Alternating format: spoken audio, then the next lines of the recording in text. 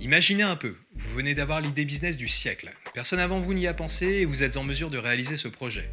Eh bien soyez sûr d'une chose, pour amener cette idée de génie du stade de concept à un produit fini, vous devez créer un bon process. Bonjour à tous, aujourd'hui je vais vous donner une série d'outils pour gérer de A à Z des process en béton, tout ça en 5 minutes top chrono. Mais au fait, c'est quoi un process? En clair, c'est poser à l'écrit toutes les tâches successives que vous devez accomplir pour achever une procédure. Et qui dit procédure dit démarche répétitive. C'est pourquoi la mise en place d'un process présente des avantages certains. Prenons le montage vidéo par exemple. Premièrement, vous ne prenez plus de temps à vous demander quel étalonnage ou quel effet de son vous allez appliquer comme vous le faites d'habitude sur votre voix. Vous pouvez comparer ça à la malédiction du lecteur. Vous savez, quand vous lisez un livre et que votre esprit s'égare, vous êtes obligé de revenir en arrière pour reprendre le fil de l'histoire. Eh bien un process ça fonctionne de la même manière. C'est un peu comme une carte qui vous permet d'éviter de sortir du chemin et de perdre un temps fou à le retrouver. Deuxièmement, il y a toujours des tâches à faible valeur ajoutée dans une procédure. Ce sont les tâches qui ne demandent pas une expertise énorme mais qui prennent un temps fou. Sauf qu'au début, c'est vous qui devez vous y coller. Mais quand vous en aurez les moyens, vous serez confronté à la perspective de les déléguer. Et là, vous allez rencontrer une résistance affreuse. Vous allez vous dire « Mon Dieu, j'ai peur qu'ils ne fassent pas comme je veux ». Si je reprends l'exemple du montage vidéo, la tâche la plus chronophage et la plus ingrate, c'est l'habillage. En gros, comment agrémenter mon contenu d'extraits de films ou d'illustrations pour le rendre plus rythmé. Sauf que je fais ça d'une certaine manière et je ne veux pas perdre l'identité de mes vidéos à laquelle mes abonnés sont habitués. Dans ce cas, il suffit de noter précisément les contraintes que je me fixe pour cette tâche de la manière la plus simple qui soit. Troisièmement, vous le voyez, créer un process est un gain de temps considérable, mais il y a encore un dernier avantage. Et celui-ci va vous faire gagner en efficacité, car un process c'est comme un logiciel. Au début, vous devez créer une version imparfaite, mais au fil des itérations, vous allez l'améliorer. Et au lieu de reproduire encore et encore les mêmes erreurs, le fait d'en avoir une trace écrite va tout changer. Vous allez repérer et corriger plus facilement les grains de sable qui viennent gripper la machine.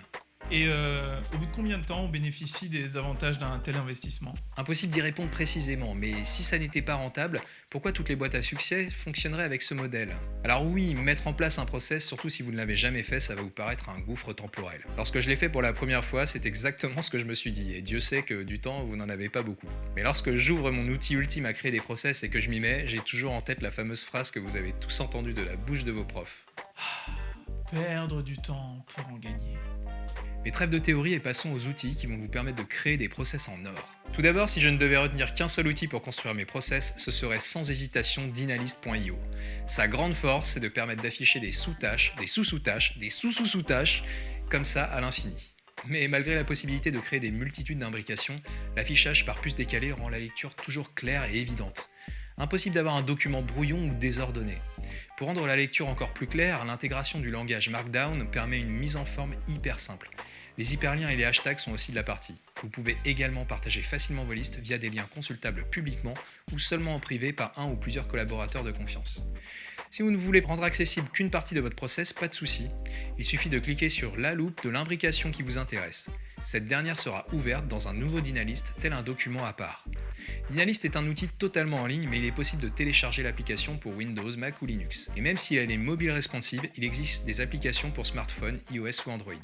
Enfin, dernier avantage de Dynalist et non des moindres, c'est l'intégration intelligente des images.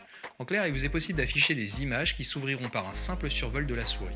Et là, il faut absolument que je vous parle d'un outil magique. Le captureur d'écran enrichi.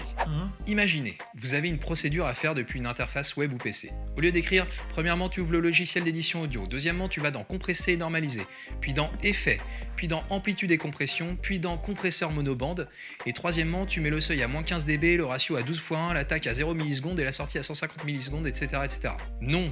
Vous prenez une capture d'écran et avec votre logiciel enrichi, vous pouvez entourer les réglages importants, mettre des flèches ou encore des puces numérotées pour bien visualiser les étapes à suivre. Et là, je vous recommande deux logiciels. Le premier est totalement gratuit et hyper simple d'utilisation, il s'agit de ScreenRec. Cerise sur le gâteau, il héberge lui-même vos captures en ligne et son serveur vous permet même de faire des captures vidéo. Le second est celui que j'utilise personnellement, il est payant mais plus complet. Il s'agit de Snagit qui coûte environ 50€. Je le couple avec le logiciel libre MyImagure qui me permet d'envoyer mes captures sur le célèbre site d'hébergement en ligne Imagure. L'avantage de Snagit sur ScreenRec, c'est qu'il permet une édition des images beaucoup plus avancée. Notez également que si vous voulez voir votre image s'afficher dans Dynalist au survol de votre souris, vous devrez héberger vos images sur Imagure. Maintenant, vous avez les meilleurs outils à portée de main pour créer vos propres process. Ça signifie que vous avez la méthode pour faire aboutir vos projets. Vous pouvez désormais gagner un max de temps, vous ne vous perdez plus, vous pouvez même vous décharger de la tâche en la déléguant facilement. Enfin, améliorer sans cesse le processus et donc la qualité de ce que vous produisez. Merci d'avoir regardé cette vidéo jusqu'au bout. Likez si vous avez aimé, abonnez-vous si vous avez adoré, et pour accéder à la checklist des outils gratuits qui construisent des process en béton, cliquez sur le lien qui se trouve juste en dessous, dans la description. À bientôt!